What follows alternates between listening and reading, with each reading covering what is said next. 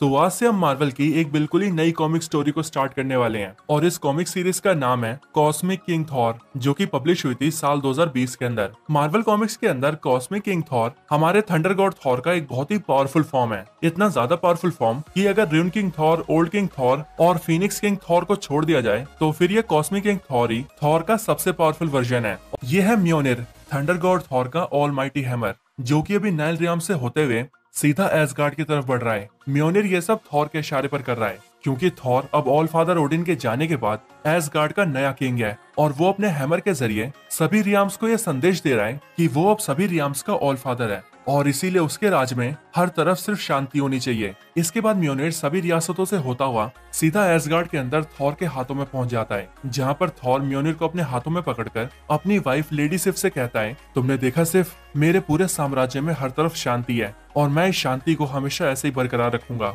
इनके ऊपर कभी भी कोई मुसीबत नहीं आने दूंगा। इसके बाद थॉर रेनबो ब्रिज से होते हुए सीधा अपनी राजगद्दी की तरफ बढ़ता है, लेकिन जब थॉर अपनी राजगद्दी पर पहुंचता है तब हम ये देखते हैं कि वहाँ पर कोई चमचमाता सिंहासन नहीं बल्कि एक मामूली सी कुर्सी है जो कि बनी है लक्कड़ से। असल में एसगार्ड की ये हालत इसीलिए हुई है क्योंकि अभी से कुछ टाइम पहले मार्वल के अंदर वॉर ऑफ रियाम्स नाम का एक बहुत ही बड़ा इवेंट हुआ था और उसी इवेंट के अंदर एसगार्ड की ये हालत हो गई थी। लेकिन थॉर ने कभी भी हार नहीं मानी और उसने अपने होम प्लेनेट एसगार्ड को एक बार फिर से एक नए सिरे से शुरू किया। थॉर सीधा अपनी राजगद्दी को देखता है और फिर उसके पास जाकर वो उस पर बैठ जाता है। थॉर की एक कुर्सी ठीक एक पेड़ के नीचे थी और वो पेड़ कोई आम पेड़ नहीं बल्कि वर्ल्ड ट्री था। थॉर अपनी कुर्सी पर बैठकर अपने हैमर को नीचे जमीन पर रखता है और खुद किसी सोच में डूब जाता है। लेकिन तभी थॉर को एक आवाज आती है, जो आवाज थॉर से कहती है, तो पिताजी की जगह पर बैठकर कैसा लग रहा है मेरे भाई। और ये बात सुनकर जैसे ही थॉर सामने देखता है वैसे ही उसे पता लगता है कि उसके सामने लोकी खड़ा है और लोकी को देखकर थॉर उसे जवाब देता है, पता नहीं, मैं नहीं जानता मेरे भाई। आगे लोकी थॉर से कहता है,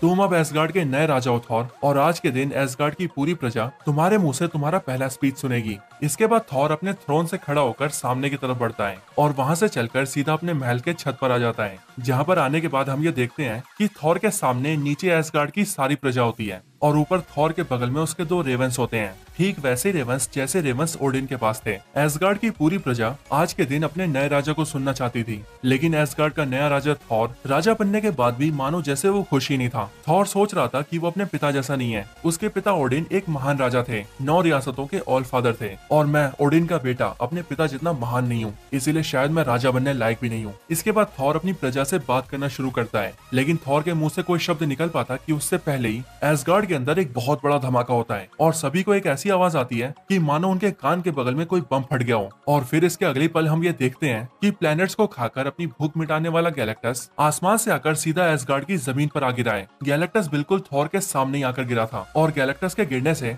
आसपास का सब कुछ बर्बाद हो चुका था। हर तरफ आग की लपटें, तबाही और रोते बिलखते लोग थे। ये देखकर एसगार्ड के राजा थॉर के गुस्से की कोई सीमा नहीं रही और इसीलिए वो अपने हैमर को अपने हाथ में लेकर सीधा गैलेक्टस को मारने के लिए उसके ऊपर कूद पड़ा। थॉर के वहां से उछलते ही गैलेक्टस के ऊपर एक जोरदार बिजली गिरी और उसी थंडर का देवता थॉर गैलेक्टस की तरफ बढ़ते हुए जोर से चिल्लाया, गैलेक्टस, तुम्हारी ये हिम्मत। लेकिन फिर थॉर गैलेक्टस पर हमला करता कि उससे पहले ही गैलेक्टस बिल्कुल जख्मी हालत में थॉर से कहता है, रुक जाओ थॉर, एसगार्ड के राजा, प्लीज रुक जाओ। मैं यहाँ तुमसे लड़ने नहीं बल्कि तुम्हारी मदद मांगने आया हूँ। मुझे तुम्हारी मदद चाहिए क्योंकि इस पूरे यूनिवर्स के अंदर सिर्फ तुम ही इकलौते हो जो कि उससे लड़ने में मेरी मदद कर सकता है। वो बहुत ताकतवर है, सर्वशक्तिमान है, लेकिन वो किसी बीमारी से कम नहीं है, क्योंकि जहाँ से भी वो गुजरता है वो पूरी जगह बर्बाद हो जाती है। वो सब कुछ मिटा देता है और अब वो यहाँ आ रहा है। वो आ रहा है, द ग्रेट ब्लैक विंटर आ रहा है। और फिर ये सब बोलने के बाद ही गैलेक्टस वहीं पर बेहोश हो जाता है। गैलेक्टस की आंखें बंद हो जाती है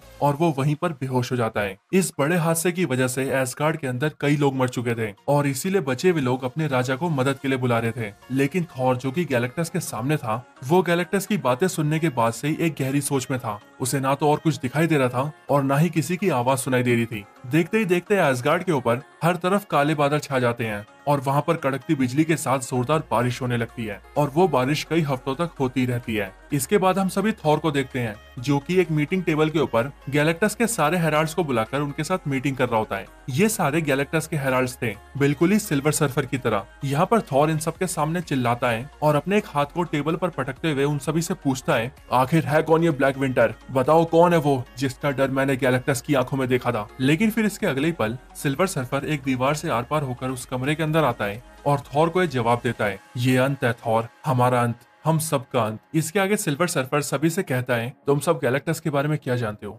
बताओ क्या जाना है तुमने उसके बारे में। ये सुनकर उन सभी में से एक हेराल्ड जवाब देता है, मैं जानता हूँ गैलेक्टस का नाम गैलन था और वो पिछले यूनिवर्स के अंदर एक मामूली सा एक्सप्लोरर था, लेकिन उसके पूरे यूनिवर्स को एक अजीब सी एंटिटी ने निगल लिया और वो इकलौता था जो कि उन सब में बच पाया था। लेकिन हाँ, गैलन के अलावा उसके पूरे यूनिवर्स से और कोई भी नहीं बच पाया क्योंकि उस अनजान से एंटिटी ने सब कुछ खत्म कर दिया। पर यह सुनते ही सिल्वर सर्फर उन्हें जवाब देता है, वो एंटिटी अनजान नहीं था बल्कि वो था द ब्लैक विंटर। उसने पहले भी दुनियाओं को खत्म किया है, वो कई सारे यूनिवर्सेस को पहले भी मिटा चुका है और इस बार हमारा यूनिवर्स भी इसी तरह उसके हाथों खत्म हो जाएगा। पर यहीं पर थॉर सिल्वर सर्फर की बात को रोकते हुए उससे कहता है कि उसे रोकने का कोई तो तरीका होगा, लेकिन सिल्वर सर्फर जवाब देता है, नहीं थॉर, उसे रोकने का कोई तरीका नहीं है, उसकी शक्ति हम सबसे ऊपर है, बस यूं समझ लो कि वो ताकत हम सबकी सोच से भी परे है। क्योंकि जिस तरह से गैलेक्टस प्लैनेट्स को कंज्यूम करता है, ठीक उसी तरह से ये ब्लैक विंटर यूनिवर्स और रियलिटीज को कंज्यूम करता है। गैलेक्टस की किस्मत अच्छी थी जो पिछली बार वो उससे बच गया, पर इस बार उसका सामना फिर से ब्लैक विंटर से हुआ था। लेकिन उस टकरार ने गैलेक्टस का क्या हाल कर दिया ये तुम अपनी आंखों से देख चुके हो थॉर, और इसीलिए ब्लैक विंटर को कोई नहीं रोक सकता। हम उसे ना ही खत्म कर सकते हैं और ना ही उसे हरा सकते हैं। अगर हम कुछ कर सकते हैं तो वो है सिर्फ उसका वक्त जाया करना, पर यह काम भी सिर्फ गैलेक्टस के बस का है। हम सब में सिर्फ वही इतना शक्तिशाली है कि वो ब्लैक विंटर के सामने खड़ा हो सकता है और इस तरह से हम अपनी दुनिया को थोड़ा और समय दे पाएंगे, क्योंकि इसके अलावा हमारे पास और कोई भी रास्ता नहीं है। इसके बाद सिल्वर सर्फर अपनी कॉस्मिक पावर्स का यूज करता है और उस कमरे के अंदर सभी लोगों को कुछ प्लैनेट्स की झलक दिखाता है और वो थॉर को बताता है कि ये हमारे यूनिवर्स के वो प्लैनेट्स हैं जिनके अंदर अपार शक्तियां हैं। इनके अंदर इतनी ज्यादा एनर्जी है कि वो गैलेक्टस की भूख को पूरी तरह से शांत कर सकते हैं और गैलेक्टस के अंदर नई शक्तियां भर सकते हैं। और मुझे अब ऐसा लग रहा है कि मानो मैंने इन प्लैनेट्स को बिल्कुल ऐसी किसी सिचुएशन के लिए बचा कर रखा था। पर यह सुनकर गैलेक्टस के दूसरे हेराल्ड्स कहते हैं कि गैलेक्टस तो इस वक्त पर यहीं एस्गार्ड पर है और इन प्लैनेट्स को कंज्यूम करने के लिए गैलेक्टस को वहां पर ले जाना पड़ेगा। लेकिन ऐसा होगा कैसे, गैलेक्टस को वहां तक लेकर कौन जाएगा? पर यह सुनते ही सिल्वर सर्फर कहता है कि मैं उसे वहां पर ले जाऊंगा क्योंकि ये काम मेरा ही है। पर यह सुनते ही थॉर उससे कहता है, और तुम इस काम में अकेले नहीं हो क्योंकि मैं तुम्हारे साथ हूँ। और फिर तभी थॉर के पीछे एक जोरदार बिजली चमकती है। इसके बाद थॉर तैयार होता है और फिर अगले पल हम ये देखते हैं कि थंडर गॉड थॉर, उसकी पूरी एस्गार्डियन वॉरियर्स की आर्मी और गैलेक्टस के सारे हेराल्ड्स अपने मिशन के लिए पूरी तरह से तैयार हो चुके थे और वो सभी सीधा गैलेक्टस के पास पहुंच चुके थे। इधर गैलेक्टस धीरे धीरे से खड़ा होने की कोशिश कर रहा था, पर अभी उसकी हालत बहुत बुरी थी। थॉर गैलेक्टस के सामने आकर जोर से चिल्लाता है और गैलेक्टस से कहता है, गैलेक्टस, इस लड़ाई की अगुवाई मैं कर रहा हूँ। मैं ओडिन का बेटा, तूफान का देवता और इस पूरे एस्गार्ड का राजा। तुम झुको मेरे आगे, मेरे सामने झुको गैलेक्टस। और फिर थॉर की बात खत्म होते ही गैलेक्टस अपना सर झुकाकर थंडर गॉड थॉर के सामने झुकता है, जो देखकर सिल्वर सर्फर भी काफी हैरान रह जाता है। सिल्वर सर्फर गैलेक्टस के पास आता है और वो उससे कहता है, मास्टर, मैं आपको महसूस कर सकता हूँ और मैं समझ सकता हूँ कि आप अभी किस हालत में हैं। मास्टर, क्या आप हमारे प्लान के बारे में जानते हैं? ये सुनते ही गैलेक्टस कहता है, हाँ सर्फर, मैं जानता हूँ, लेकिन इस बात से मुझे बहुत हैरानी है सर्फर कि तुम एनर्जीज से भरे उन सारे प्लैनेट्स को मुझसे अब तक दूर कैसे रख पाए। उन सबकी लोकेशन को तुमने मेरे दिमाग से दूर कैसे रखा? पर सिल्वर सर्फर जवाब देते हुए कहता है, अभी इन बातों के लिए समय नहीं है मास्टर। एस्गार्ड के राजा थॉर इस लड़ाई में हमारे साथ है और इसीलिए अभी हमें जल्द से जल्द यहाँ से चलना चाहिए। लेकिन गैलेक्टस जोर से कहता है, नहीं। जो सुनकर सिल्वर सर्फर कहता है, नहीं, लेकिन क्यों मास्टर? पर फिर गैलेक्टस कहता है, इस तरह से नहीं। और फिर गैलेक्टस थॉर के ऊपर अपनी कॉस्मिक पावर्स छोड़ता है, जिस वजह से वहां पर एक जोरदार रोशनी चमकती है और वो सारी कॉस्मिक पावर सीधा टकराती है थॉर से जाकर। लेकिन फिर जब वो रोशनी हटती है तब हम ये देखते हैं कि गैलेक्टस ने अपनी कॉस्मिक पावर्स का यूज करके थॉर को और भी ज्यादा पावरफुल बना दिया है और इसीलिए अब कॉस्मिक पावर्स को पाकर थॉर बन चुका है cosmic king Thor. Black winter का सामना करने की वजह से गैलेक्टस अब बहुत ज्यादा जख्मी हो चुका था। उसका एक हाथ उसके शरीर से कट चुका था और वो अपने पैरों के ऊपर ठीक से खड़ा भी नहीं हो पा रहा था और इसीलिए वो ये जानता था कि इस पूरी लड़ाई में अगर उसका कोई साथ दे सकता है तो वो है थॉर, और इसीलिए उसने अपनी कॉस्मिक पावर्स थॉर को दी हैं। इन सब के बाद गैलेक्टस, थॉर और उसकी पूरी आर्मी वहां से सीधा उन्हीं प्लैनेट्स की ओर निकल जाते हैं जिन प्लैनेट्स को सिल्वर सर्फर ने गैलेक्टस के लिए बचा कर रखा था। यहाँ पर टोटल ऐसे 5 प्लैनेट्स होते हैं, पर उन्हीं में से एक प्लैनेट के ऊपर लाइफ होती है, वहाँ अभी जीव रहते हैं और इसीलिए उन प्लैनेट्स के पास पहुंचकर थॉर गैलेक्टस से कहता है कि तुम इन 5 में से सिर्फ 4 ही प्लैनेट्स को कंज्यूम कर सकते हो, और ऐसा इसीलिए क्योंकि इन सब में से एक प्लैनेट के ऊपर अभी भी लाइफ जिंदा है और मैं तुम्हारी भूख मिटाने के लिए किसी की जान नहीं लेने दूंगा। इसीलिए उस प्लैनेट के ऊपर जो लाइफ है वो ऐसे ही बरकरार बनी रहेगी। पर गैलेक्टस थॉर को जवाब देता है, तुम शायद ये भूल गए हो थंडर गॉड कि इस पूरे प्लैनेट और ब्लैक विंटर के बीच सिर्फ मैं ही खड़ा हूँ। सिर्फ मैं ही हूँ जो सिर्फ उसे कुछ टाइम तक रोक सकता हूँ, लेकिन तुम मेरी हालत देखो, क्या तुम्हें लगता है मैं इस हालत में उसके सामने खड़ा भी हो पाऊंगा? नहीं तूफान के देवता, बिल्कुल नहीं। और इसीलिए मुझे इन 5 प्लैनेट्स की एनर्जी चाहिए, क्योंकि उसके बाद ही मैं इस दुनिया को बचा सकता हूँ। पर यह सुनने के बाद भी थॉर उसे मना कर देता है और वो उससे कहता है कि ब्लैक विंटर और यूनिवर्स के बीच तुम खड़े हो, लेकिन तुम्हारे और इस प्लेनेट के बीच मैं खड़ा हूँ। इसीलिए जब तक मैं यहाँ पर हूँ तुम इस प्लेनेट की एनर्जी को कंज्यूम नहीं कर सकते। मैं तुम्हें इस जगह को बर्बाद करने नहीं दूंगा। पर इन बातों की वजह से गैलेक्टस और कॉस्मिक किंग थॉर के बीच में दरार आ जाती है और इसीलिए गैलेक्टस थॉर के ऊपर एक जोरदार हमला करता है, जिस वजह से थॉर नीचे जमीन पर जाकर टकरा जाता है। लेकिन अगले पल थॉर अपने पैरों पर खड़ा होता है और वो सीधा गैलेक्टस की ओर देखता है। गैलेक्टस थॉर से कहता है, थंडर गॉड, तुम ये भूल रहे हो कि जो शक्तियां भी तुम्हारे अंदर है वो तुम्हें मैंने दी है, और अगर मैं तुम्हें शक्तियां दे सकता हूं तो तुमसे छीन भी सकता हूं। तुम मेरे सामने बहुत कमजोर हो थंडर गॉड। पर यहाँ पर गैलेक्टस की बात पूरी होने से पहले ही थॉर अपने म्योनिट को उठाकर गैलेक्टस की तरफ जोर से फेंकता है और थॉर का म्योनिट सीधा गैलेक्टस के हाथों में छेद करता हुआ बाहर निकल जाता है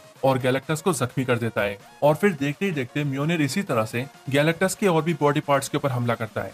थॉर गैलेक्टस से कहता है, शायद तुम ये भूल रहे हो गैलेक्टस कि मैं एस्गार्ड का राजा हूँ, 9 रियासतों का ऑल फादर हूँ, और इसीलिए मैं जानता हूँ कि मुझे क्या करना है। मुझे तुम जैसों का ऑर्डर मानने की कोई जरूरत नहीं है। इसके बाद ही थॉर अपनी वाइफ सिफ को आवाज लगाता है और वो सिफ से कहता है कि वो जल्दी से बाइफ्रोस्ट को खोल दे ताकि वो इस प्लेनेट के सभी लोगों की जान बचा सके। अगले पल वहाँ पर बाइफ्रोस्ट खुल जाता है और थॉर उस प्लेनेट के सभी लोगों को वहाँ से सीधा एस्गार्ड के अंदर टेलीपोर्ट कर देता है। और फिर थॉर अपने रेवंस के जरिए वोल्स्टैक से कहता है कि जब तक वो एस्गार्ड से बाहर है तब तक वो पूरे एस्गार्ड की जिम्मेदारी वोल्स्टैक को सौंपता है, और ये जो मेहमान उसने भेजे हैं वोल्स्टैक को उनकी भी हिफाजत करनी है। ये सुनते ही वोल्स्टैक थॉर से कहता है, जो आ गया मेरे महाराज। पर आगे वोल्स्टैक थॉर से कहता है, लेकिन मुझे आपसे एक बात कहनी है, यहाँ पर वर्ल्ड ट्री मर रहा है, वो धीरे धीरे मरता जा रहा है। लेकिन इधर थॉर के सामने गैलेक्टस ने प्लेनेट को कंज्यूम करना शुरू कर दिया था और वो धीरे धीरे करके पूरे प्लेनेट की पावर को कंज्यूम करता जा रहा था, और ये चीज गैलेक्टस को धीरे धीरे और ज्यादा शक्तिशाली बनाती जा रही थी।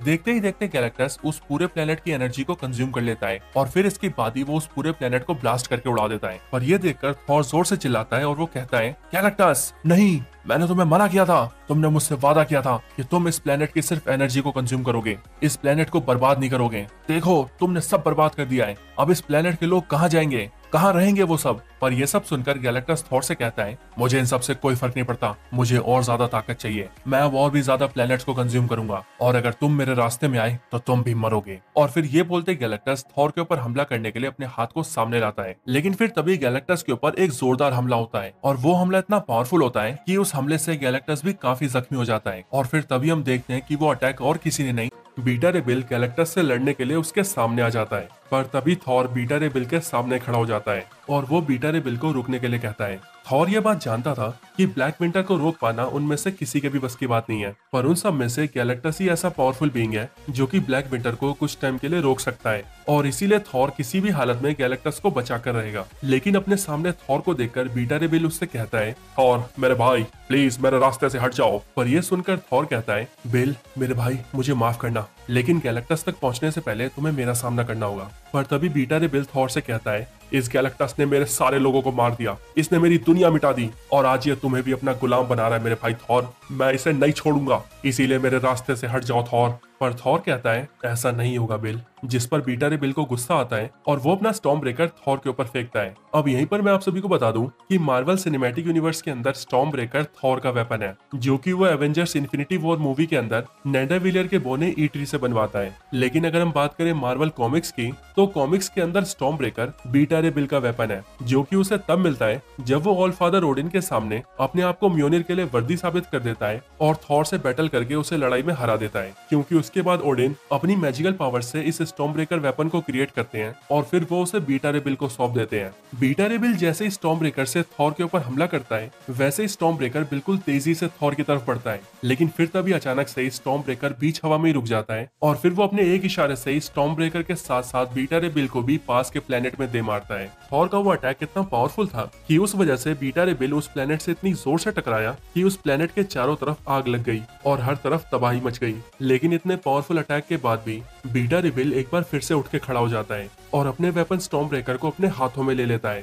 थॉर बीटा रे बिल के पास आता है और वो उससे कहता है, मेरे भाई हार मान लो, प्लीज मेरी बात मानो, क्योंकि इस वक्त पर मेरे पास गैलेक्टस की दी हुई कॉस्मिक पावर्स के साथ साथ ऑल फादर की भी सारी पावर्स हैं। जब पिछली बार तुम और मैं लड़े थे तब हमारी शक्तियां बराबर थी, लेकिन अभी मेरी शक्तियां तुमसे बहुत ज्यादा हैं, इसीलिए हार मान लो वरना तुम खत्म हो जाओगे मेरे भाई, तुम मारे जाओगे। पर यह सुनकर बीटा रे बिल कहता है, मेरे भाई थॉर, अब तो जब तक तुम इस पागलपन से बाहर नहीं आ जाते मैं कहीं नहीं जाने वाला। ये सुनते ही थॉर धीरे से कहता है, अगर ऐसी बात है तो ठीक है। और फिर ये बोलते ही थॉर अपना हैमर ऊपर उठाता है और एक जोरदार लाइटनिंग को समन करता है, जिसके बाद थॉर के ऊपर एक जोरदार लाइटनिंग ब्लास्ट होती है और वो अपनी कॉस्मिक पावर्स को सरेंडर करके एक बार फिर से पहले की तरह हो जाता है। ये चीज गैलेक्टस को भी हैरान कर देती है, शायद इसीलिए क्योंकि ऐसा पहली बार था जब गैलेक्टस की दी हुई कॉस्मिक पावर्स के ऊपर गैलेक्टस से ज्यादा किसी और का कंट्रोल था। थॉर इन कॉस्मिक पावर्स को पूरी तरह से कंट्रोल कर पा रहा था, मानो कि वो गैलेक्टस की नहीं बल्कि थॉर की पावर्स हो। अपने नॉर्मल फॉर्म में आने के बाद थॉर बीटा रे बिल से कहता है, बिल मेरे भाई देखो मुझे, मैं गैलेक्टस का गुलाम नहीं हूँ, मैं अभी भी वही थॉर हूँ जिसे तुम पहले जानते थे। लेकिन थॉर इसके आगे कुछ बोल पाता कि उससे पहले ही गैलेक्टस थॉर के पीछे से उस पर एक जोरदार लाइटनिंग ब्लास्ट करता है। वो थॉर से कहता है, तुम मेरी महान पावर्स के आगे कुछ भी नहीं हो गॉड ऑफ थंडर, ये कॉस्मिक पावर्स तुम्हें मैंने दी है और इसीलिए तुम मेरे गुलाम हो। लेकिन तभी थॉर अपने म्योनिर को सामने करके गैलेक्टस के पावर ब्लास्ट को रोक देता है, जो देखकर गैलेक्टस भी काफी हैरान हो जाता है, क्योंकि उसने ये कभी सोचा भी नहीं था कि थॉर इतना ज्यादा पावरफुल है कि वो अपने नॉर्मल फॉर्म के अंदर रहते हुए भी उसके पावर ब्लास्ट को रोक सकता है। थॉर गैलेक्टस से चिल्लाते हुए कहता है, गैलेक्टस मैं तुम्हारा गुलाम नहीं, मैं थॉर हूँ, ओडिन का बेटा, तूफान का देवता, और ये कॉस्मिक पावर्स तुमने मुझे दी नहीं है बल्कि मैंने तुमसे खुद ली है, और अगर मैं चाहूँ तो तुम्हारे इस हमले का मुंह तोड़ जवाब दे सकता हूँ, लेकिन मैंने तुमसे वादा किया है कि ब्लैक विंटर का सामना करने में मैं तुम्हारी मदद करूंगा। लेकिन फिर इसके अगले पल बीटा रे बिल थॉर के ऊपर कूद जाता है और अपने स्टॉर्म ब्रेकर से उस पर एक जोरदार हमला करता है, और फिर वो थॉर को नीचे गिराकर उससे कहता है, थॉर गद्दार, तुमने हम सबको धोखा दिया है। मैंने अभी अपने कानों से सुना है कि तुमने खुद अपने होशो आवास में इस मॉन्स्टर का साथ देने का फैसला किया है। तुम इस मॉन्स्टर का साथ दोगे, इस गैलेक्टस का? यह तुमने सोचा भी कैसे थॉर? दगाबाज, मेरी आंखों में देखो और मुझे बताओ कि तुम कैसे अब भी म्योनिर को उठाने के लिए वर्दी हो। थॉर नीचे अपने घुटनों पर था, उसके मुंह से खून निकल रहा था और उसके हाथों में उसका हैमर म्योनिर था। थॉर ने बीटा रे बिल से कहा, मैं म्योनिर के लिए अभी भी कैसे वर्दी हूँ? रुक, अभी बताता हूँ। और फिर तभी थॉर अपने हैमर को उठाता है और बीटा रे बिल के ऊपर एक जोरदार वार करता है, जिससे बीटा रे बिल दूर जाकर गिरता है। इसके बाद थॉर बीटा रे बिल के ऊपर एक और बार हमला करने जाता है, पर तभी बीटा रे बिल थॉर का मुंह पकड़कर उसे जमीन पर पटक देता है। पर इसके बाद थॉर भी बीटा रे बिल को पकड़ता है और उसे उठाकर जमीन पर पटक देता है। थॉर बीटा रे बिल से कहता है, ब्लैक विंटर आ रहा है मेरे भाई, वो सब कुछ खत्म कर देगा, मिटाकर रख देगा इस पूरे ब्रह्मांड को, लेकिन मैं ऐसा होने नहीं दूंगा, चाहे इसके लिए मुझे खुद ही शैतान क्यों ना बनना पड़े, पर मैं उस तबाही को रोक कर ही रहूंगा। इसके बाद थॉर बिल के ऊपर म्योनिर से अटैक करता है, लेकिन बीटा रे बिल म्योनिर को अपने हाथों से पकड़ लेता है, और ऐसा इसीलिए क्योंकि बीटा रे बिल भी म्योनिर के लिए वर्दी है, पर इस टाइम पर थॉर ऑल फादर है, इसीलिए अगर दूसरा कोई जो कि म्योनिर के लिए वर्दी है वो म्योनिर को उठा तो सकता है, पर जब थॉर म्योनिर को अपने पास बुलाएगा तब म्योनिर थॉर के हाथों में जाकर ही रहेगा। थॉर बिल से कहता है, बिल मेरे हैमर को छोड़ दो, वरना मैं इसके साथ साथ तुम्हारे हाथ को भी उखाड़ दूंगा, क्योंकि तुम ये बहुत अच्छे से जानते हो कि इस पूरे यूनिवर्स के अंदर ऐसी कोई भी पावर नहीं है जो कि मेरे बुलाने पर मेरे हैमर को मेरे पास न आने दे। थॉर की ये बात सुनकर भी बीटा रे बिल हैमर को छोड़ने के लिए राजी नहीं था। थॉर कहता है, बिल इसे छोड़ दो वरना ये तुम्हारी जान ले लेगा, पर बीटा रे बिल थॉर से कहता है, नहीं, मैं इसे नहीं छोड़ूंगा, मैं इस हैमर को तुम तक जाने नहीं दूंगा, तुम अब इसके काबिल नहीं हो थॉर, तुम अब वर्दी नहीं हो। इसके बाद ही थॉर म्योनिर को बुलाने की बजाय स्टॉर्म ब्रेकर को बुलाता है, और फिर अगले पल स्टॉर्म ब्रेकर थॉर के हाथों में होता है, जिसके ठीक बाद थॉर स्टॉर्म ब्रेकर को लेकर उसे सीधा म्योनिर के ऊपर दे मारता है, जिस वजह से स्टॉर्म ब्रेकर टुकड़ों में टूट जाता है। अब मैं यहाँ पर आप सभी को बता दूं कि ऐसा क्यों हुआ है। असल में एमसीयू के म्योनिर और स्टॉर्म ब्रेकर दोनों ही उरु मेटल से बने हैं, वो उरु मेटल जो कि यूनिवर्स का सबसे स्ट्रॉन्ग मेटल है, बट मार्वल कॉमिक्स के अंदर सिर्फ म्योनिर ही है जो कि उरु मेटल से बना है, क्योंकि स्टॉर्म ब्रेकर को ऑल फादर ओडिन ने अपनी मैजिकल पावर से बनाया था, जिस वजह से म्योनिर के सामने स्टॉर्म ब्रेकर कुछ भी नहीं है, और इसीलिए यहाँ पर थॉर के एक ही अटैक की वजह से स्टॉर्म ब्रेकर टूट गया है। दोनों वेपन्स के टकराने की वजह से इतना पावरफुल शॉकवेव क्रिएट होता है कि उस वजह से बीटा रे बिल नीचे गिर जाता है और उसके हाथों से म्योनिर भी छूट जाता है, जिसके बाद थॉर म्योनिर को समन कर लेता है। म्योनिर को अपने हाथों में लेकर थॉर बीटा रे बिल से कहता है, बिल मेरे भाई, मैं तुम्हें मारना नहीं चाहता। लेकिन थॉर की इस बात को सुनते ही बीटा रे बिल थॉर से कहता है, बकवास बंद करो, मैं तुम्हारा कोई भाई नहीं हूँ। अगले ही पल थॉर अपना म्योनिर हवा में उठाता है और उसे बीटा रे बिल के ऊपर मारने ही वाला होता है कि तभी वहाँ पर बायफ्रॉस्ट ओपन होता है और थॉर की वाइफ यानी कि एसगार्ड की रानी लेडी सिफ वहाँ पर आ जाती है, और वो बीटा रे बिल को बचाने के लिए थॉर के सामने आकर खड़ी हो जाती है। लेडी सिफ को अपने सामने हथियार उठाए देखकर थॉर उससे कहता है, सिफ जो करना सोच समझ कर करना, और ये मत भूलना कि मैं तुम्हारा राजा हूँ। और जो मैं कर रहा हूँ पूरे यूनिवर्स की भलाई के लिए कर रहा हूँ। पर लेडी सिर्फ उसे जवाब देती है, थॉर तुम्हें जो करना है वो करो, लेकिन बिल को मैंने हमेशा से ही अपना भाई माना है और तुम इस पर वार करो ये मैं देख नहीं सकती, इसीलिए मैं बिल को अपने साथ एसगार्ड ले जाने आई हूँ। पर सिर्फ के मुंह से ये बात सुनकर थॉर उससे कहता है, जबान संभाल कर बात करो सिर्फ, मैं एसगार्ड का राजा हूँ और मुझे तुम्हारे ऑर्डर्स मानने की कोई जरूरत नहीं है, तो अब हट जाओ मेरे सामने से। लेकिन लेडी सिर्फ जवाब देती है, बिल्कुल भी नहीं। और फिर तभी थॉर लेडी सिर्फ के ऊपर अपने हैमर से अटैक कर देता है। लेकिन क्योंकि लेडी सिर्फ का बायफ्रॉस्ट के ऊपर पूरा कंट्रोल होता है, इसीलिए वो बायफ्रॉस्ट ओपन करके म्योनिर को बीच हवा से टेलीपोर्ट कर देती है। ये देखकर थॉर को बहुत गुस्सा आता है और वो सिर्फ से कहता है, सिर्फ कहाँ है मेरा हैमर। पर ये बात सुनकर सिर्फ धीरे से स्माइल करती है। इधर हम म्योनिर को देखते हैं जो कि बायफ्रॉस्ट से टेलीपोर्ट होकर सीधा लोकी के किंगडम जोटनहाइम में आ गया होता है। लोकी अपनी राजगद्दी पे बैठा होता है कि तभी उसके सामने म्योनिर आकर गिरता है। इधर सिर्फ थॉर को बताती है कि उसने म्योनिर को जोटनहाइम में लोकी के पास भेज दिया है। पर यह जानकर थॉर उससे कहता है, तुम पागल हो गई हो क्या, जोटनहाइम भेज दिया लोकी के पास, जानती भी हो अगर उसने हैमर को उठा लिया तो क्या होगा। पर सिर्फ उसे जवाब देती है, नहीं थॉर, वो तुम्हारे हैमर के साथ कुछ नहीं कर सकता, बल्कि वो तो क्या उसके पूरे किंगडम में भी कोई ऐसा नहीं है जो कि तुम्हारे हैमर के लिए वर्दी हो। इधर जोटनहाइम के अंदर लोकी म्योनिर को देखकर उसके चारों तरफ चक्कर काट रहा होता है और मनी मन ये सोच रहा होता है कि कहीं ये किसी की चाल तो नहीं, क्या थॉर ने जानबूझकर इसे यहाँ पर फेंका है या फिर ये अनजाने में यहाँ पर आ गिरा है। खैर छोड़ो, अगर ये यहाँ पर आई गया है तो एक बार इसे उठाकर देखा जाए। जानता हूँ इसे उठा नहीं सकता पर कोशिश करने में क्या जाता है। और फिर ये सोचते हुए जैसे ही लोकी म्योनिर को उठाने की कोशिश करता है, वैसे ही लोकी म्योनिर को उठाने में कामयाब हो जाता है और हमें पता लगता है कि अब लोकी भी म्योनिर के लिए वर्दी हो चुका है। वो काबिल बन चुका है थॉर के इस महान हैमर के लिए। पर तभी थॉर अपने हैमर को समन करता है, जिसके लिए थॉर का हैमर म्योनिर लोकी के हाथों से निकलकर सीधा उड़ते हुए थॉर की तरफ जाता है। इधर थॉर कहीं ना कहीं सिर्फ की बात समझ जाता है और इसीलिए वो लेडी सिर्फ और बीटा रे बिल से कहता है, जाओ तुम दोनों घर जाओ। और फिर अगले पल थॉर का हैमर उसके हाथों में आ जाता है। इसके बाद लेडी सिर्फ बायफ्रॉस्ट को ओपन करके बीटा रे बिल को अपने साथ एसगार्ड ले जाती है। इधर थॉर अपने हैमर को हवा में उठाता है और गैलेक्टस के ऊपर एक जोरदार थंडर स्ट्राइक मारता है, जिस वजह से गैलेक्टस जमीन पर गिर जाता है। और हम ये देखते हैं कि थॉर के पास उसकी कॉस्मिक पावर्स वापस आ चुकी है, क्योंकि थॉर अपनी कॉस्मिक पावर्स को एक बार फिर से समन कर चुका है। ये देखकर गैलेक्टस उससे कहता है, तुमने मेरी कॉस्मिक पावर्स एक बार फिर से छीन ली, कैसे किया तुमने ये। गैलेक्टस ये नहीं जानता कि अब कॉस्मिक पावर्स थॉर का हिस्सा बन चुकी है, जिसे वो जब चाहे सरेंडर कर सकता है और जब चाहे समन कर सकता है। इसके बाद थॉर गैलेक्टस से कहता है, चलो गैलेक्टस, अभी हमें अधूरे काम को पूरा करना है। और फिर ये बोलकर थॉर और गैलेक्टस दोनों ही बाकी के प्लैनेट्स के पास जाने लगते हैं ताकि गैलेक्टस उनकी पावर्स को भी कंज्यूम कर सके।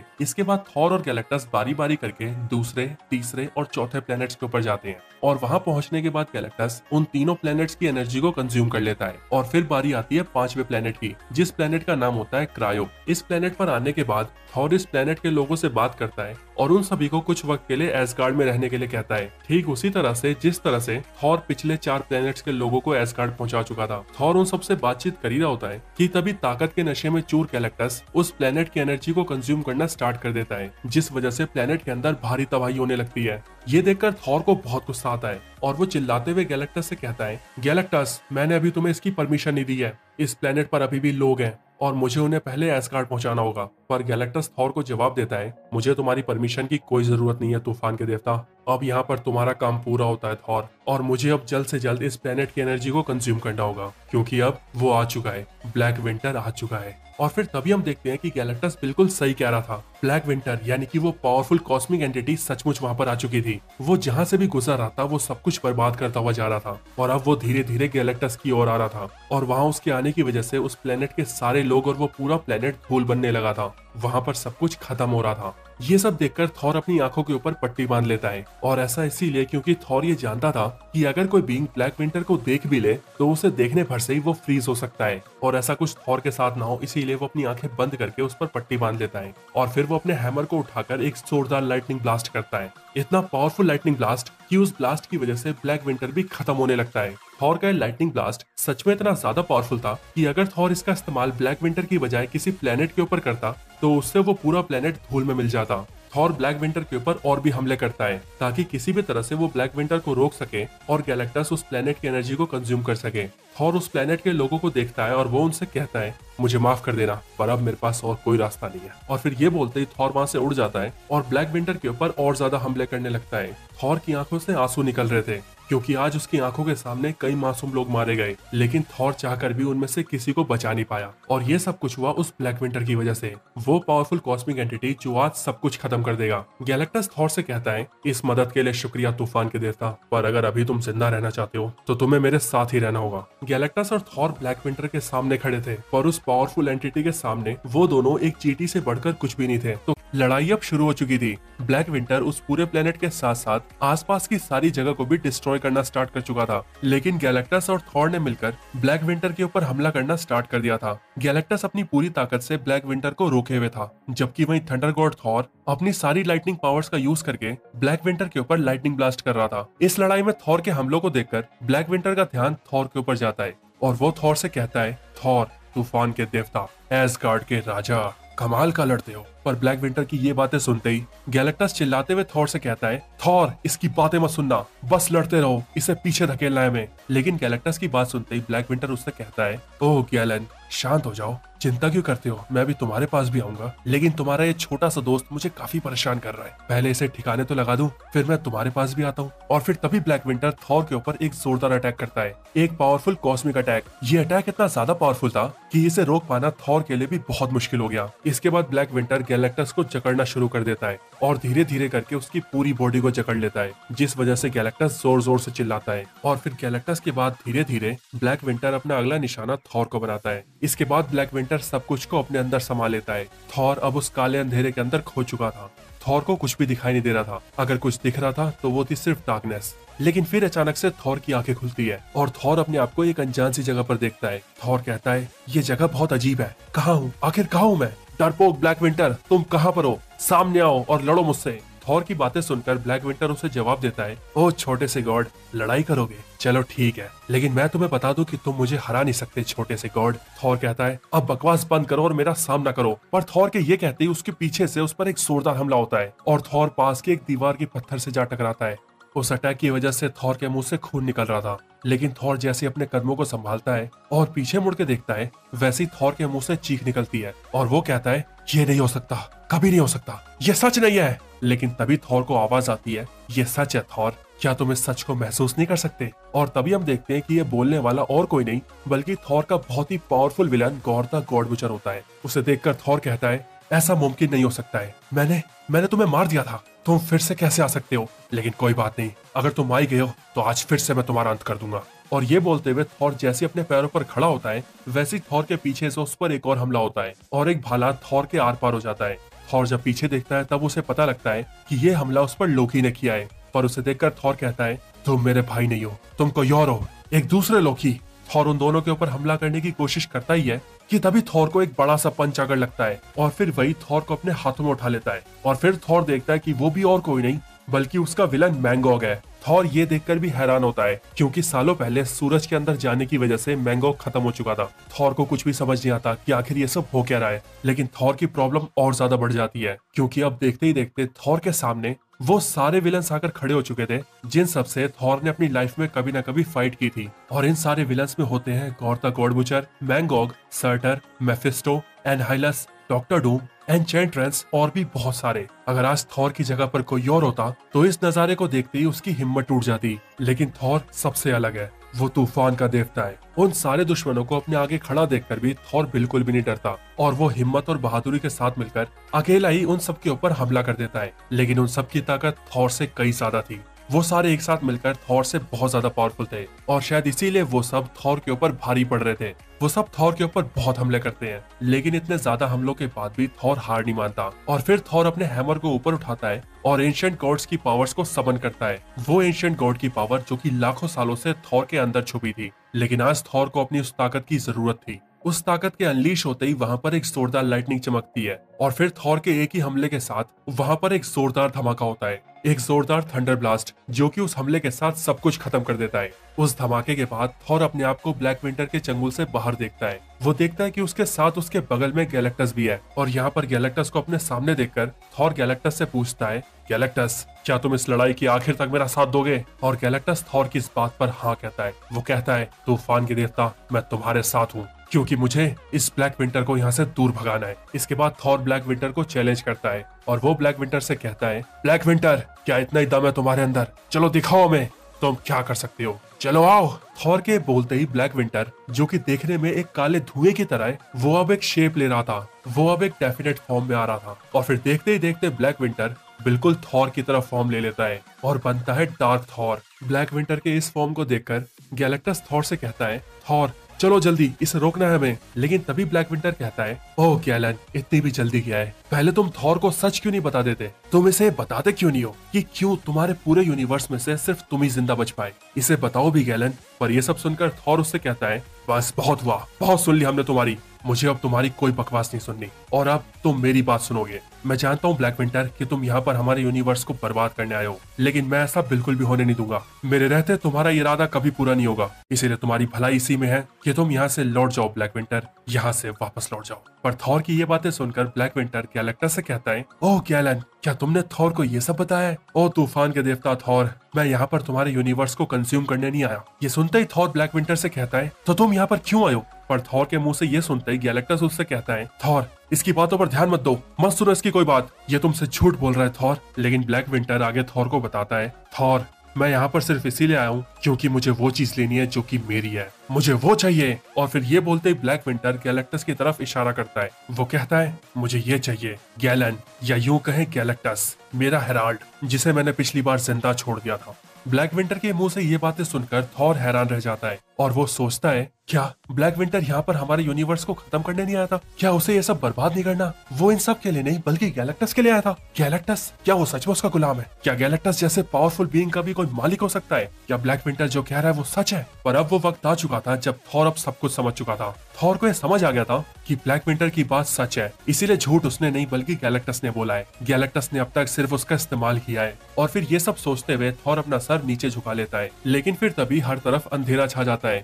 और फिर काफी वक्त बीत जाता है। उस घटना को अब कई महीने बीत चुके थे। इतने वक्त के बीत जाने के बाद सिल्वर सर्फर एस्गार्ड में थॉर से मिलने जाता है और वो किंग थॉर के पास आकर उससे कहता है, थॉर मुझे जैसे ही ये सब पता लगा मैं सीधे यहाँ पर आ गया, लेकिन ये तुमने अपनी क्या हालत बना रखी है? और फिर तभी हम देखते हैं कि थॉर बिल्कुल बेवड़ा बन चुका है। वो शराब पी पी कर नशे में धुत हो चुका है। वो सिल्वर सर्फर से कहता है, तुम यहाँ पर क्या जानना है सर्फर, आखिर क्या जानना है तुम्हें? सिल्वर सर्फर थॉर से कहता है, वो बैटल जो तुमने लड़ी थी ब्लैक विंटर से, मुझे बताओ आखिर क्या हुआ था उस दिन, प्लीज थॉर मुझे बताओ भाई। थॉर सिल्वर सर्फर को कहानी बताना शुरू करता है और फिर हमारी कहानी देखते ही देखते सीधा उसी लड़ाई पर पहुंच जाती है। हम देखते हैं गैलेक्टस को जो कि बिना रुके ब्लैक विंटर के ऊपर हमले कर रहा होता है और चिल्लाते हुए कह रहा होता है, झूठ बोलना बंद करो ब्लैक विंटर, तुमने थॉर से जो भी कहा सब झूठ है, मैं तुम्हारा गुलाम नहीं हूँ। पर उसकी बात सुनकर ब्लैक विंटर कहता है, ओ गैलन मैं कभी झूठ नहीं बोलता, सच बताऊं तो मुझे झूठ बोलने की जरूरत ही नहीं है, बल्कि मैंने तो लाखों साल पहले तुम्हें ये मौका भी दिया था कि अगर तुम मेरी गुलामी करोगे तो मैं तुम्हें जिंदा छोड़ दूंगा, लेकिन तुमने तो मुझे धोखा दे दिया,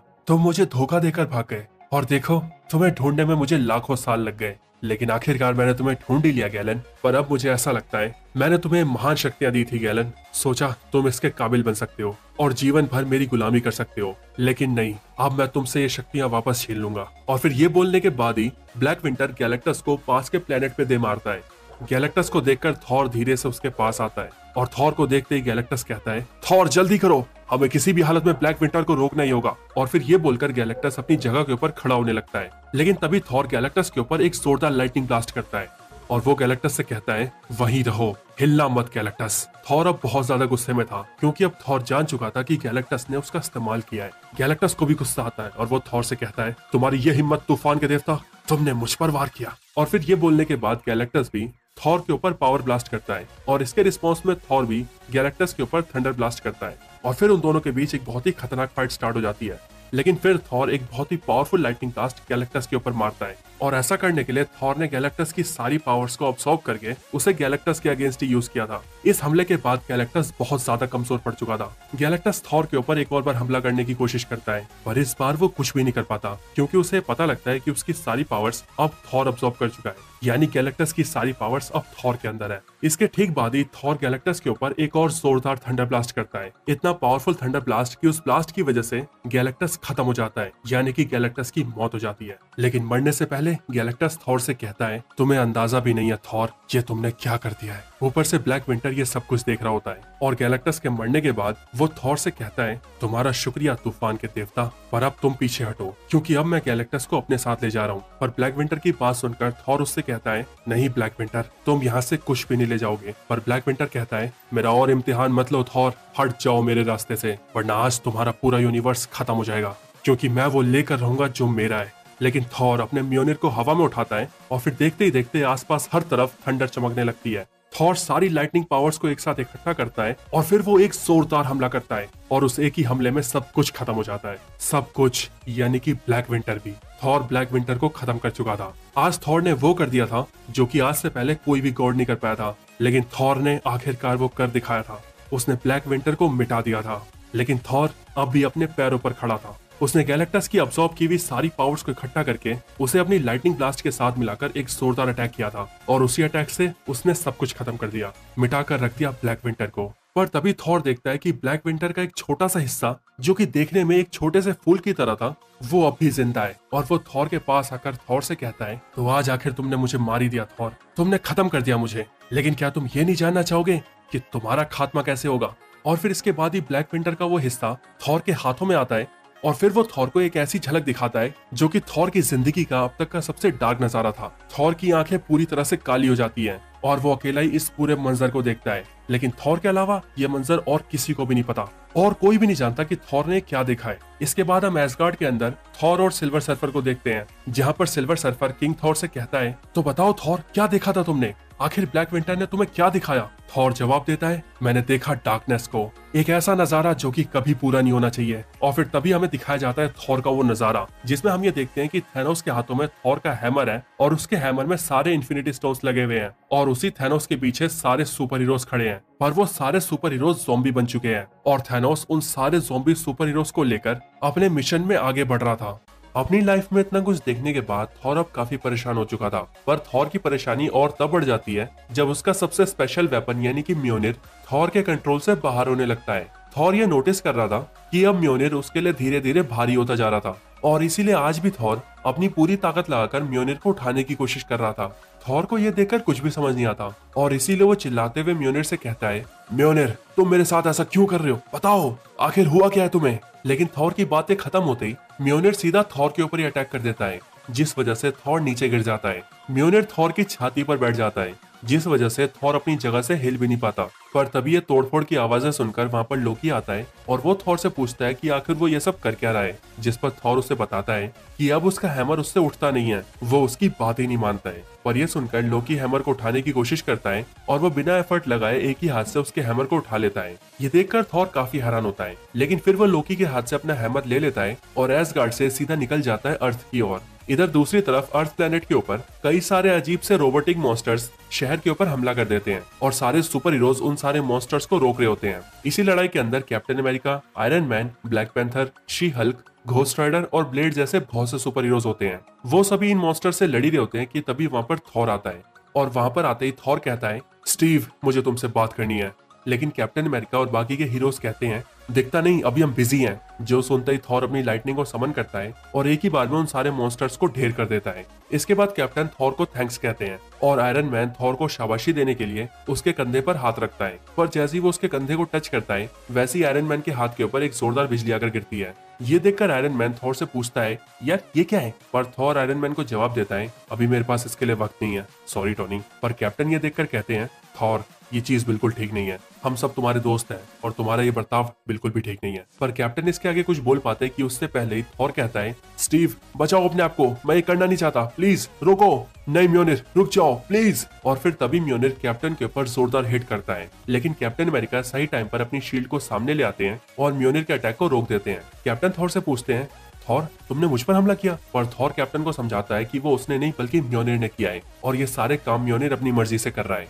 ये देखकर कैप्टन अमेरिका थॉर को एवेंजर्स के हेडक्वार्टर में ले आते हैं और वहां आकर थॉर से सारी बातें पूछते हैं, जिसके बाद थॉर कैप्टन को सब कुछ बताता है और फिर वो अपने म्योनिर को वहीं पर छोड़ देता है और कैप्टन से कहता है कि अब से उसे ही उसके हैमर की हिफाजत करनी होगी। इसके बाद ही थॉर जेन से मिलने जाता है और हम देखते हैं कि थॉर और जेन दोनों ही न्यूयॉर्क शहर की सड़कों पर घूम रहे होते हैं। पर यहाँ पर थॉर जेन से कुछ टाइम बात करता ही है कि तभी उसके पास उसके दोनों रेवंस आते हैं और वो दोनों उससे कहते हैं, किंग आपको समन किया गया है, आपको आपकी मदर फ्रिगा ने बुलाया है और वो इस वक्त वेनाहाइम की जंगलों में आपका इंतजार कर रही हैं। ये खबर मिलते ही थॉर सीधा अपनी मदर फ्रिगा से मिलने जाता है, पर जब वो वेनाहाइम के जंगलों में पहुंचता है तब वो ये देखता है कि वहाँ पर उसकी मदर फ्रिगा नहीं बल्कि उसके फादर ओडेन है। और यहाँ पर थॉर को ये पता चलता है कि उसके फादर ओडेन अभी भी जिंदा है। अब तक जो भी कुछ हुआ था ओडेन उन सब के बारे में जानते थे और इसीलिए वो थॉर से इन्हीं सब चीजों के बारे में बात करने आए थे। कुछ टाइम बाद ही वहाँ पर थॉर की मदर फ्रिगा और थॉर की बहन एंजेला भी आती है और फिर वो सारे मिलकर वहाँ पर बैठकर थॉर को हौसला देते हैं और वो थॉर से कहते हैं कि चाहे कुछ भी हो जाए वो सब थॉर के साथ हैं। बातचीत के दौरान ही थॉर को कैप्टन का फोन आता है और फिर जैसे ही थॉर कैप्टन का फोन उठाता है वैसे ही कैप्टन उसे बताते हैं कि उसका म्योनिर जो कि एवेंजर्स हेडक्वार्टर के अंदर काफी सिक्योरिटी में रखा हुआ था वो कल रात को अचानक से ही गायब हो चुका है। और कैप्टन के साथ साथ बाकी सारे एवेंजर्स भी इस बात को लेकर परेशान है कि जिस वेपन को थॉर और कैप्टन के अलावा और कोई उठा भी नहीं सकता उसे आखिर वहां से लेकर कौन गया है। ये खबर सुनकर थॉर काफी परेशान हो जाता है और इसीलिए वो उस जगह से सीधा एसगार्ड जाता है और एसगार्ड पहुंचते ही वो लेडी सिफ से कहता है, सिफ किसी ने मेरे हैमर को चुरा लिया है और इसीलिए मैं चाहता हूँ कि तुम अपनी आंखों से देखो और ये पता लगाकर मुझे बताओ कि मेरा हैमर अभी किसके पास है। पर लेडी सिफ थॉर को जवाब देती है कि ऐसा पहली बार हो रहा है थॉर कि मैं ये जान नहीं पा रही हूँ कि म्योनिर अभी कहाँ पर है। इसके ठीक बाद ही थॉर अपने फादर ओडिन के पास जाता है। ओडिन इस टाइम पर एक वॉरियर के साथ फाइट कर रहे होते हैं और ये सब करके अपने आप को एंटरटेन कर रहे होते हैं, लेकिन तभी थॉर वहाँ पर पहुँचता है और वो अपने फादर को अपने साथ चलने के लिए कहता है। थॉर ओडिन से कहता है कि उसे किसी भी हालत में ये पता लगाना है कि उसका हैमर म्योनिर अभी कहाँ पर है और फिर इसीलिए जानते ही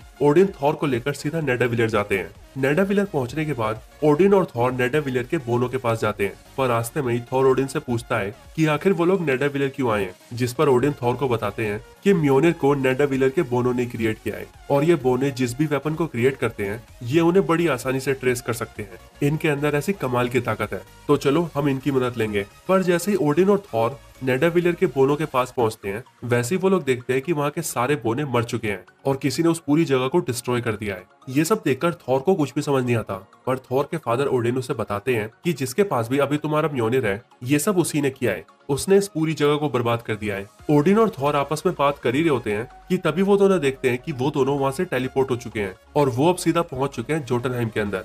यहाँ आकर ओडिन थॉर को बताते हैं कि ये काम लोकी का है और उसने उन दोनों को यहाँ पर टेलीपोर्ट किया है। ये जानते ही थॉर लोकी को जोर से आवाज देता है, लोकी कहाँ पर हो तुम, सामने आओ। आवाज सुनकर लोकी उनके पास आता है और वो उन दोनों को बताता है कि मेरे किंगडम के सारे लोग मारे जा चुके हैं और इन सबको भी उसी ने मारा है जिसके पास तुम्हारा हैमर है, तो बताओ भाई ये काम किसका है। पर लोकी की ये सारी बातें सुनकर भी थॉर को कुछ भी समझ नहीं आता और वो लोकी से कहता है कि वो इस बारे में कुछ भी नहीं जानता। ये तीनों यहाँ पर बातें कर ही रहे होते हैं कि तभी लेडी सिफ थॉर से कम्युनिकेट करती है और वो थॉर को बताती है, थॉर तुम्हें देखना ही होगा, और ये बोलकर वो थॉर को अर्थ पर टेलीपोर्ट कर देती है, अर्थ पर न्यू एसगार्ड के अंदर। यहाँ आने के बाद थॉर ये देखता है कि किसी ने न्यू एसगार्ड को भी पूरी तरह से बर्बाद कर दिया है और वो कौन है ये तो पता नहीं, पर वो जो भी है वो अब तक नेडाविलियर, जोटनहाइम और न्यू एसगार्ड को बर्बाद कर चुका है। अब ये सब देखकर थॉर के गुस्से की कोई सीमा नहीं रही और इसीलिए थॉर अपनी जगह पर खड़ा होता है और अपने पूरे गुस्से के साथ म्योनिर को पुकारता है, म्योनिर कहाँ पर हो तुम। थॉर के ऐसा बोलते ही कुछ ही पल में म्योनिर सीधा उड़ता हुआ थॉर के पास आ जाता है। म्योनिर को आता देखकर थॉर अपना हाथ आगे बढ़ाता है और थॉर ये सोचता है कि म्योनिर उसके हाथों में आएगा, लेकिन म्योनिर ऐसा नहीं करता। वो थॉर के हाथों में आने की बजाय सीधा थॉर के मुंह पे एक जोरदार अटैक करता है और इससे वहां पर एक जोरदार ब्लास्ट होता है। इसके बाद म्योनिर बिना रुके थॉर के ऊपर कई सारे अटैक्स करता है और फिर कई अटैक्स को झेलने के बाद थॉर चिल्लाते हुए कहता है, आखिर कौन हो तुम, सामने क्यों नहीं आते। और फिर थॉर के ऐसा बोलते ही म्योनिर थॉर के सामने आता है और उसके अंदर की ट्रैप्ड एंटिटी उससे बाहर आती है, जिस एंटिटी का नाम है गॉड टेम्पेस्ट। अब जो भी लोग मार्वल कॉमिक्स को फॉलो करते हैं उन्हें पता होगा कि लाखों साल पहले थॉर के फादर ओडिन ने इस गॉड टेम्पेस्ट नाम की एंटिटी को उरू मेटल के एक छोटे से टुकड़े के अंदर कैद कर दिया था, जिसके बाद उसी उरू मेटल के टुकड़े को लेकर नेंडेविलर के बोनो ने थॉर के लिए म्योनिर को बनाया था। जिसका मतलब ये गॉड टेम्पेस्ट एंटिटी हमेशा से ही म्योनिर के अंदर रहा करती थी, पर इस बारे में अब तक थॉर भी नहीं जानता था। वो एंटिटी थॉर के सामने आकर थॉर से कहती है कि उसका नाम गॉड टेम्पेस्ट है और लाखों साल पहले उसके फादर ओडिन ने उसे इस हैमर के अंदर कैद कर दिया था, और तब से लेकर अब तक उसके फादर ओडिन ने और उसने यानी कि थॉर ने सिर्फ इस हैमर को अपने फायदे के लिए यूज किया है। कभी भी ये नहीं समझा कि उसके अंदर एक एंटिटी कैद है, और फिर ये बोलते ही वो थॉर के ऊपर एक और बार अटैक करता है और थॉर के सीने पर बैठ जाता है। गॉड टेम्पेस्ट फिर से थॉर के पास आता है और वो थॉर से कहती है, तुम और मैं हजारों सालों से साथ थे थॉर, लेकिन इतने सालों के अंदर भी तुमने मेरी कभी परवाह नहीं की। तुमने हमेशा ही मुझे एक चीज की तरह इस्तेमाल किया, मानो मैं तुम्हारे लिए कोई खिलौना हूँ। तुम बहुत ही मतलबी देवता हो थॉर। ये सब सुनकर थॉर को काफी गुस्सा आता है और इसीलिए वो गॉड टेम्पेस्ट के ऊपर अटैक करने की कोशिश करता है, लेकिन काफी कोशिशों के बाद भी वो उसके ऊपर एक भी हमला नहीं कर पाता और गॉड टेम्पेस्ट थॉर को बहुत बुरी तरह से जख्मी कर देता है। इसके बाद गॉड टेम्पेस्ट म्योनिर को हाथ में उठाती है और वो थॉर के ऊपर एक और बार अटैक करने जाती है, पर इस बार म्योनिर के अटैक को ओडिन आकर रोक लेते हैं और वो थॉर को बचा लेते हैं। ओडिन को देखकर गॉड टेम्पेस्ट कहती है, ओ बूढ़े ओडिन, आओ, लगता है तुम भी यहाँ मरने आए हो। चलो आज तुम्हारे बेटे के साथ तुम्हें भी मारी दूंगी। पर गॉड टेम्पेस्ट कुछ कर पाती कि उससे पहले ही ओडिन जोर से कहते हैं, अभी जल्दी करो। और फिर तभी लेडी सिर्फ म्योनिर के ऊपर बायफ्रोस्ट खोल देती है, जिससे म्योनिर वहां से टेलीपोर्ट होकर बहुत दूर चला जाता है। इधर ओडिन थॉर की उठने में मदद करते हैं और वो थॉर से कहते हैं, बेटे जल्दी करो, हमें यहाँ से चलना होगा। पर थॉर ओडिन से पूछता है, पिताजी म्योनिर जिंदा हो गया है। कैसे? उसके अंदर एक एंटिटी था। ये सब क्या है पिताजी? वो जिंदा कैसे हो सकता है? पर ये सुनते ही ओडिन थॉर को जवाब देते हैं, बेटे म्योनिर हमेशा से ही जिंदा था। ये बात बहुत पुरानी है बेटे, लाखों साल पुरानी। मैंने गॉड टेम्पेस्ट नाम की एक एंटिटी को हराकर यूनिवर्स में होने वाली एक बड़ी तबाही को रोका था और उसे मैंने उरू मेटल के एक टुकड़े में बंद कर दिया था, जिसके बाद नेंडेविलर के बोनो ने उससे तुम्हारे लिए ये हैमर बनाया। ओडिन इसके आगे कुछ बोल पाते कि तभी म्योनिर उड़ता हुआ ओडिन के पास आता है और ओडिन के मुंह पर एक जोरदार अटैक करता है। इसके बाद गॉड टेम्पेस्ट थॉर से कहती है, थॉर तुम यहाँ से जा नहीं सकते, कम से कम तब तक तो नहीं जब तक मैं तुमसे अपना बदला न ले लूं। मैंने तुम्हारे लिए सब कुछ किया, जो तुमने कहा वो किया, हमेशा तुम्हारे लिए वफादार रही, लेकिन तुमने क्या किया? मुझे चेन को सौंप दिया और उस चेन ने तुम्हारे सामने ही मुझे उठाकर सूरज के अंदर फेंक दिया जलने के लिए। अब मैं आप सभी को बता दूं कि गॉड टेम्पेस्ट जिस इवेंट की बात कर रही है वो इवेंट तब का है जब थॉर अनवर्दी होता है और उसकी जगह पर जेन फॉस्टर